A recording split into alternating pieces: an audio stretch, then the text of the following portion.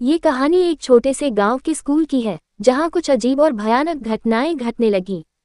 गांव के किनारे स्थित एक पुराना स्कूल था, जिसे लोग कहते थे कि वह भूतिया है।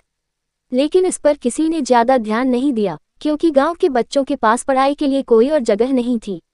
एक दिन शालिनी नाम की एक लड़की, जो हमेशा सबसे पहले स्कूल पहुंचती थी, ने स्कूल के बरामदे में एक अजीब सी परछाई देखी।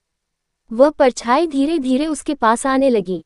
शालिनी ने घबराकर अपनी आंखें बंद कर ली और जब उसने दोबारा आंखें खोली तो परछाई गायब हो चुकी थी। वह डर गई, लेकिन उसने सोचा कि शायद यह उसकी कल्पना है।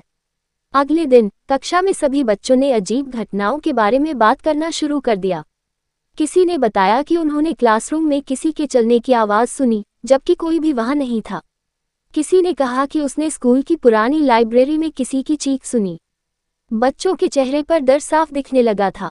कई दिनों तक ऐसी घटनाएं होती रहीं और धीरे धीरे बच्चों ने स्कूल जाना बंद कर दिया। गांव के लोग भी अब परेशान हो गए थे। आखिरकार गांव के बुजुर्गों ने फैसला किया कि वे स्कूल के बारे में छानबीन करेंगे। रात को जब वे लोग स्कूल पहुंचे तो उन्होंने देखा कि एक पुरानी तस्वीर, जो स्कूल के संस्थापक की थी, दीवार पर टंगी हुई थी। लेकिन वह तस्वीर धीरे धीरे अपने आप हिल रही थी, मानो कोई उसे पकड़कर हिला रहा हो। जब गांव के बुजुर्ग उस तस्वीर के पास गए तो अचानक से एक जोरदार चीख सुनाई दी और तस्वीर के पीछे से एक भयानक आकृति बाहर निकली।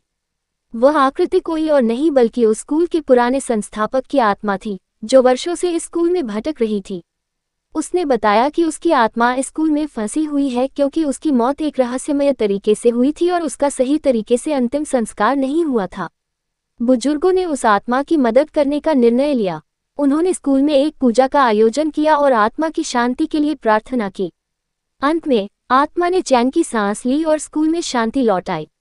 उस दिन के बाद से स्कूल में कोई अजीब घटना नहीं घटी और बच्चों ने फिर से वहां पढ़ाई शुरू कर दी। लेकिन वह डरावनी कहानी गांव के लोगों की यादों में हमेशा के लिए बस गई।